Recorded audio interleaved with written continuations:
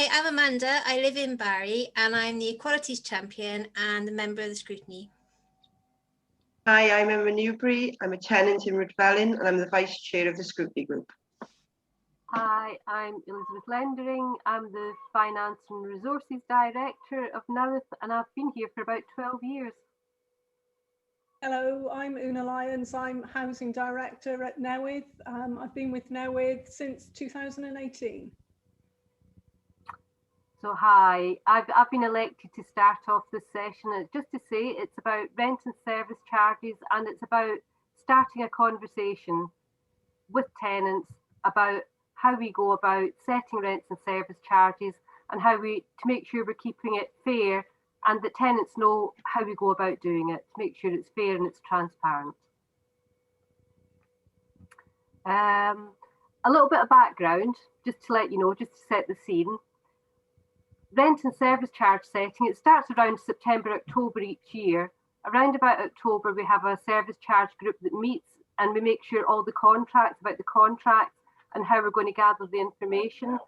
And at the same time, we know roughly, we have an idea of what the rent increase is going to be because we use the CPI figure in September. So it's September CPI that we use as the actual inflation if we are going to put up rents. We use this information, sorry, that we, my basement's been invaded, apologies. We use this information to do what we call have budget parameters. So we go to the board and say, this is how the budget's going to look this year. This is what inflation looks like. This is what staffing, this is what costs look like. And this is what we're thinking of doing. And the board will then tell us if they think, yeah, that's okay, that seems fair. And we'll go away and work on that. And then in December, we come back to the board and we give them the budget. Before we give them the budget, we give them the rents and we tell them what we're planning to do, what increase, if any, we're going to put up, how that increase is going to go, if it's going to be across all the properties or some might have bigger or lower rent increases. We compare what we're doing to all the other housing associations. We also look at affordability. We have affordability measures that's based on income, general income, not individuals' income. And we take a lot of information. We look at the actual amount that each tenant will pay, the highest amount and the lowest amount. We gather all the information up and the board will assess if it feels fair before they give a decision, say yes or no, they give approval. Oh, actually, an important thing, before we do that, we usually have a workshop or a conference with tenants to try and get as much feedback as we can of what the tenants are feeling. And that also gets fed back to the board. So the board has all that information before they decide what they're going to do with rents. So that's just a little bit of the background. If I can hand over to you now. Thank you. How is the quality of services paid for by the service charges monitored and checked? How do you actually keep control of a fair balance? Okay, well, what we do, we have monthly site inspections which are carried out by our surveyors. So they inspect all our estates and all our communal areas once a month. And they monitor the standard of the grounds maintenance and the cleaning. And if they have any concerns, for instance, with the grounds maintenance contractors, they will talk to the grounds maintenance contractors on a quarterly basis. They have a quarterly contract review meeting. They also receive satisfaction slips which have been completed by residents, and if there are concerns regarding the satisfaction, they raise those with the grounds maintenance contractor every month when they process the monthly invoice. Similarly, with the cleaning contract, again, that's monitored by our in-house contractors, NML. They've recently moved over to a new way of monitoring the cleaning service to establish accurate costs. They've moved over to Service Connect, and they're hoping with these efficiencies that they've developed, we will actually be able to see a reduction in the costs relating to the cleaning contract. Thank you. How does the landlord actually ensure the service charges are value for money? What do you use to work that out? I think probably before we do that, I think one of the most important thing is are the tenants receiving services they want? I mean, that's one of the important first steps. And also what we always try and do is make sure we're monitoring things that the tenant values. So we always try and ask tenants, what is it you value, and we'll try and monitor that. And that's us, because it doesn't matter how cheaply or how cost efficiently you get something. If it's not what somebody wants, it's not going to be good value for money. So that's sort of a first step. And then it's down to the contracting and the procurement process. We do have procedures involved in how we contract, the way we would get quotes in, how we'd get information from different people. And we have a process of how that would be evaluated. And one of the other important criteria is what added value each contractor can give us as well in delivering those services. So we would do that at a very individual level. And then again, one of the more important things is feedback from tenants. We do quarterly, we'll probably talk about this quite a lot. Every year we survey 500 tenants and we ask them about quality and if they feel they're getting value for money and what we can do better. And all of those comments are followed up. So that's a sort of a key way that what we're buying on behalf of the tenant, because we're buying it on behalf of you, you're receiving it, and we really rely on that feedback to say that it's what you want or not want, and it's the quality that you're expecting. And just to take you back, the way we always ensure value for money overboard is every department, every directorate, when they have a strategy to do something, part of that is they have to tell us, how is that going to deliver value? So it's an upfront thing. They have to say within the strategy how it will deliver value.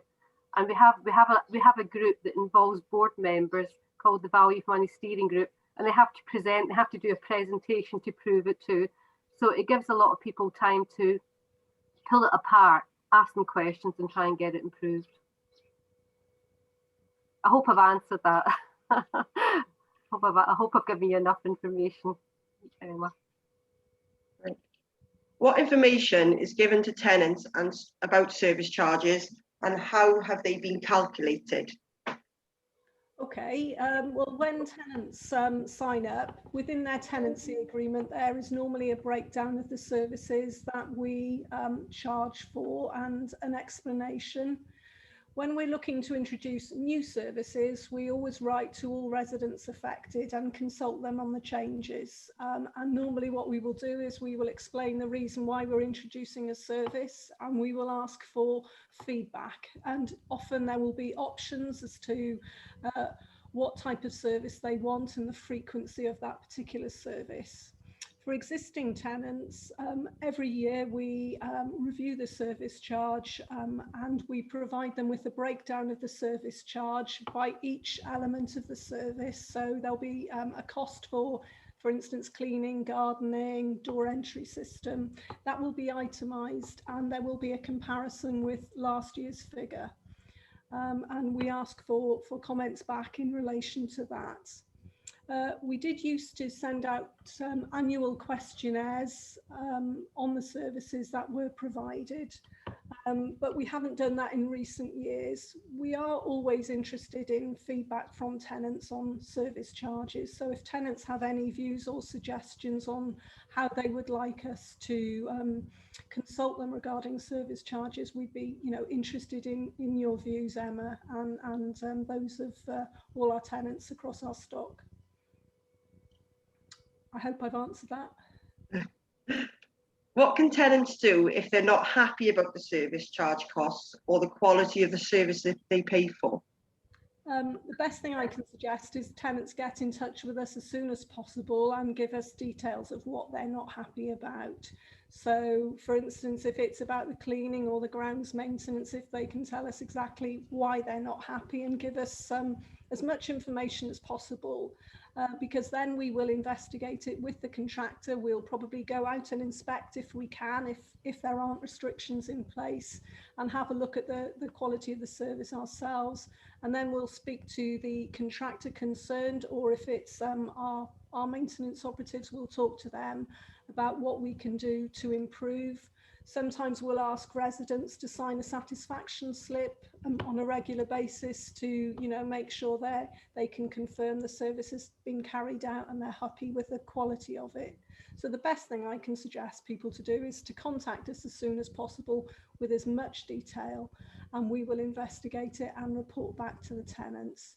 And if tenants have any suggestions on how to improve the service, we're always, you know, happy to listen to those ideas. Yeah. I'd just like to add that we have so much information in service charges. We've got very, very detailed record keeping, and it's kept down to the property level. We actually divide it up right down to the property. So if any tenant did want a breakdown, we've got tons of information that we can give them and pursue on their behalf. Brilliant. Sorry, Emma, I broke your stride. No, that's fine. Any questions you'd like to ask us as tenants? Oh, right. Oh, it's me. Ah, right, yeah. I do actually. We always try to make, one of the big questions is making sure that our rents are fair, and how tenants feel that the rents are fair. So what I would like to ask is, how do you think we can keep the rents fair for all? I mean, one of the questions that's often asked is it fair to set rents based on either the size of the property or the income in the household? That kind of thing. That's usually a controversial one that can usually sort of get the conversation started. So any ideas you would have as tenants, how we make sure that the rents are fair for everyone? I think, as you say, that's a very difficult one, because you have tenants such as myself where the rent is paid for via benefits, and then other tenants who have to work and pay. So it's easy for me to say there's a simple solution, because it doesn't, I'm fine, but I know that it's got, you know, especially now in post-COVID life, it's something that's really going to impact financially. And again, how can you say what's fair in Barry is going to be fair in Rhydyr Elyn? Because we're totally different groups of rates. So I have to admit, I don't know that there is a right solution. I don't think you will ever make every tenant happy. It's make the majority happy in a fair and reasonable way. But I honestly couldn't answer that fairly and give any clue of a solution. There is no right and wrong. I mean, this is one of the things that we grapple with, because there is no right and wrong answer. There is no, I think what we found and what we've done is to make sure it's at least affordable to people on low income. And we've been looking at that for about probably 6-7 years. We've made sure we've used, first of all, we used the Resolution Foundation. I think they said it was about 30% of your net income coming into the household. But more recently, in about the last 5 or 6 years, the Joseph Rowntree, they gave a model, and it's called an affordable living rent. And we've actually used that model, which is, it is based on household income, but it assumes that the household is an appropriately sized property.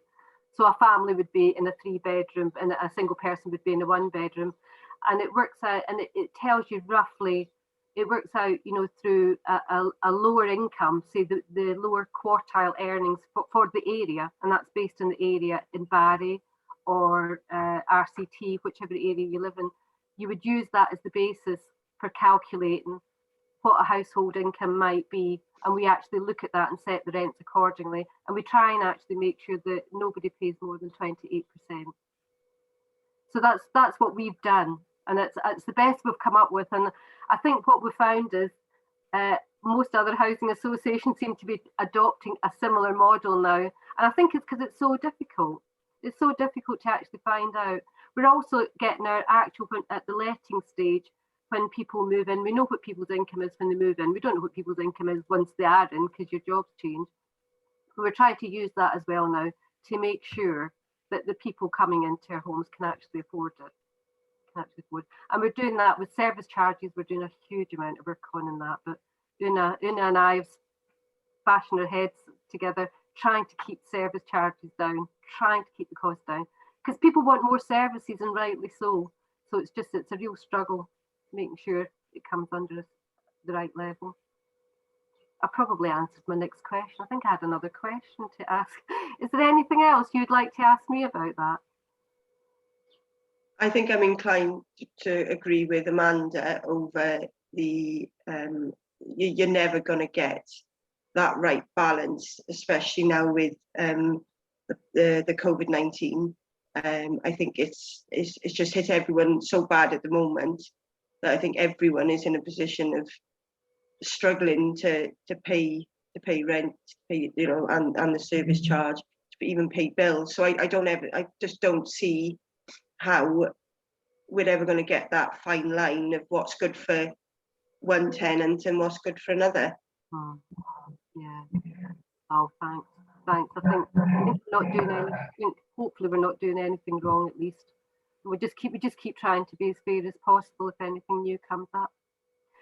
Is there on that? Is there anything you would pay more for? Because another thing we do when we're looking at the rent is that not every property is the same. They're in different areas, they're different ages, they're slightly different specifications. Is there anything you would pay more for compared to the other? Something I do hear being mentioned, particularly in the Barry areas, because of the way the recycling structure and so forth is going on, and with the lockdowns and how it's impacted, is the difficulty of disposing. I mean, is that something that could be considered as part of a service charge for some areas, such as the flats, is more improved recycling facilities and so forth, because it's something that does impact, particularly on flat locations, a lot.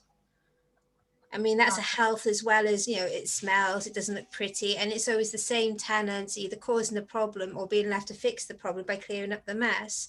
So is there some way that could be possibly included? I can actually tell you now that has, I mean, Una could probably tell you more. That is something that can be picked up, that we've actually picked up and carved some budget out for. We've actually set aside and identified in different areas. And it's one of those tricky ones because you need planning permission. It's actually, I don't know, Una could probably pick more. It's something we wanted to try and go ahead with an improvement.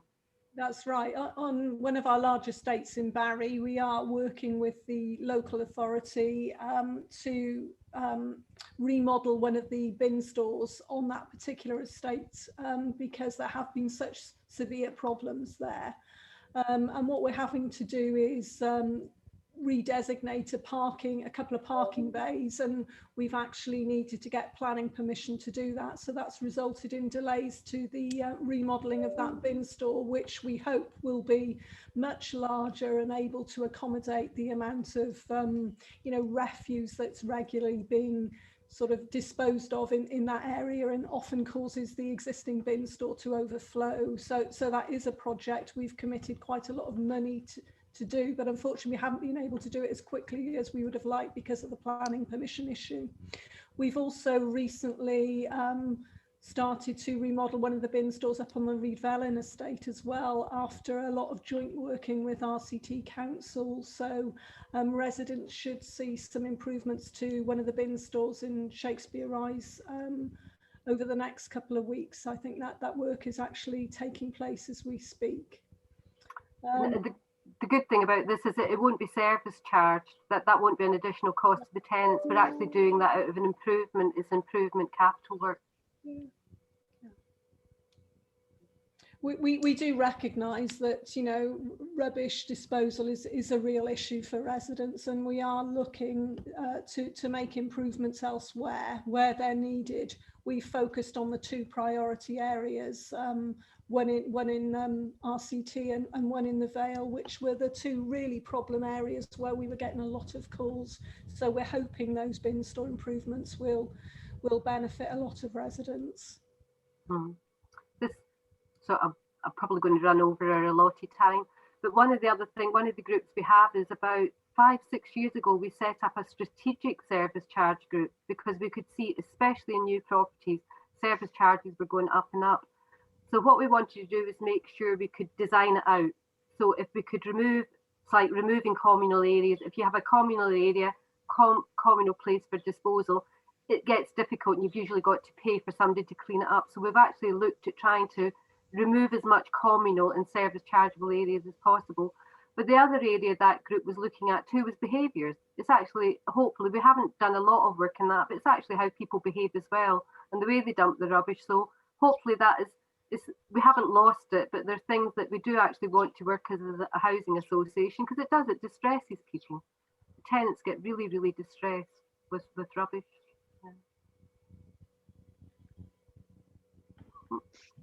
Could there be, I've spoken to a lot of tenants about window cleaning, stuff like that, but that would be down to individual properties. Could that be done? Yeah, I mean, with the window cleaning, Emma, we have recently changed the service to just cleaning of the communal windows in blocks of flats, and obviously we don't do that for any houses, that's the tenant's responsibility, but for blocks of flats we are just restricting the service to the communal areas within those blocks, because unfortunately due to the welfare reform changes, under universal credit, people wouldn't get their window cleaning of their individual flats paid for. So that's what led us to make that change. So residents have to make their own arrangements to clean their own individual flat windows, like they do in houses, really. Thank you.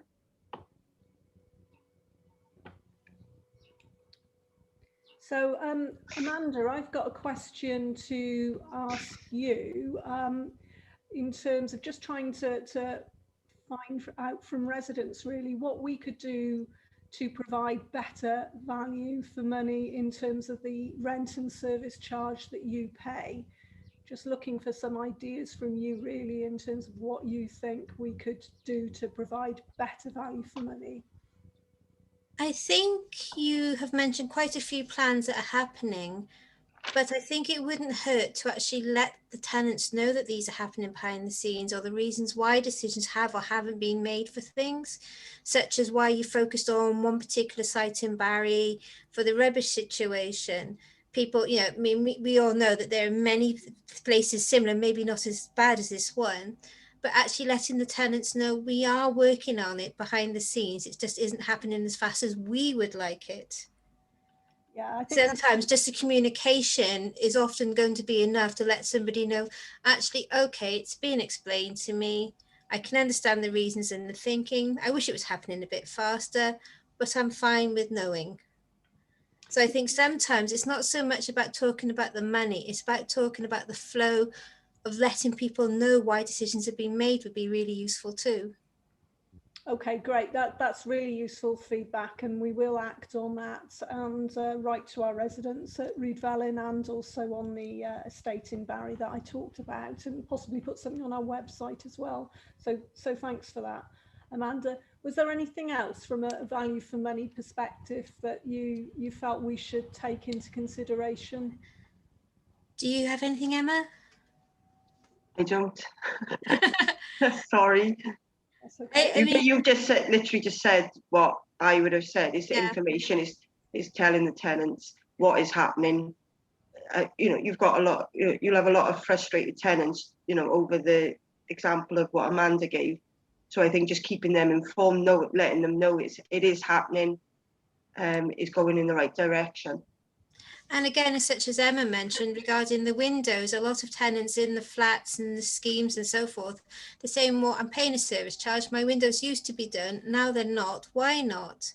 And then, explain to them, actually, it's not been your decision. It's something that's come from a government point of view, and you've had to follow through at your end, so they can understand it's been something that's had to happen, but it wasn't by your personal choice. Sometimes, knowing it's not the right person to blame helps too. No, you're right. The communication is really important, and I'll take that on board. That's been really helpful. Thank you. One other thing I was wondering if Emma and Amanda could sort of help with in terms of giving us an idea from a resident's perspective in terms of what do you feel is most important to you as a resident? Is it about the cost when you look at your service charge? Is it about the timeliness of the service? For instance, how often the block is cleaned, or is it about the quality? Would you be able to sort of prioritise the cost or the timeliness or the quality from your perspective? Oh, it's that awful thing, isn't it? You can either have it cheap, you can have it fast, or you can have its quality, but you can't have all three at the same time. So which is the most important to you? I mean, I admit, for me, having something done quickly to a good standard, because I don't want to have to keep chasing up to have something done, such as having the grass being cut regularly, or I don't want the grass cut the end of summer when it's been left since spring, kind of thing. So for me personally, the cost isn't, but then I don't have to worry so much about the budget. If it's the budget for somebody, that's going to have a much greater impact. So you're going back to the very beginning when we said, how do you make it good for everyone? You can't. So what I personally think is, for me, things need to be done to a good quality and promptly so it doesn't get worse. But how much is that going to cost? Yeah, that's useful to know. Thanks, Amanda. Emma, what did you think about that? Have you got a different opinion to Amanda's? Again, I'd like to see all three. A lot of all tenants would like to see all three, but again, it's, for me, my personal would be the quality of work, time, and then I would go cost. But I'm just one tenant. There's lots of other tenants out there which would probably disagree. But yeah, it would be nice if we could get the three of them done together. But I know it's hard. It's hard. So, yep, that's my opinion. And throw in, we did an exercise about 2 years ago, 2, 3. I think there was 19 people, and they were asked the same thing and almost everybody went quality and timeliness. Because that's the one that affects you most directly, isn't it? I don't want my grass becoming a jungle. Yeah. Because, when it comes to communal areas, especially now that we're starting to get our freedom, people want to be going outside, even if it's just out into a patch of grass in their area, knowing that they can actually use it. So things like that, they need to be done as the good standard and timely, because that's what the priority is. Paying for it, we'll have to think about it, but I want to use that facility now. And I think as a tenant as well, if you're not having the good standard, there's your complaint there. Well, it's costing me this much, and the standard is not appropriate. Do you know what I mean? When I come onto an estate, any estate, whether it be, anywhere in RCT or down in Barry, I'd like to see, a tidy area. So, again, quality of the litter picking and stuff like that, that all shows as soon as you walk onto an estate or a street. And it's got to be done time, the right time as well. Because I think also it very much will affect the tenant morale when everybody's already in that low place now.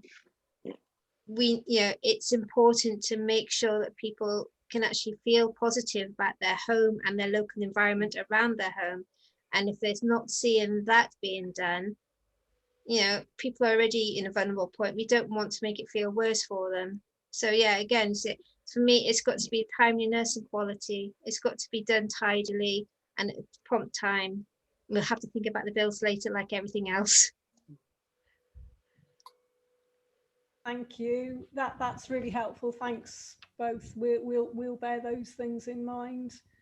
Shall I wrap up? Yeah, just thank you very much. It's as we say, this is sort of we want to have a continue conversation and dialogue with tenants. And if there's any of our tenants who are viewing this, if you do have any comments to make, if you could just make it in the comments box, and we can get back and get all your questions answered. Because we're trying to get as much input from as many different tenants as well as we can. And we do act upon it. We do act upon all your comments as best we can.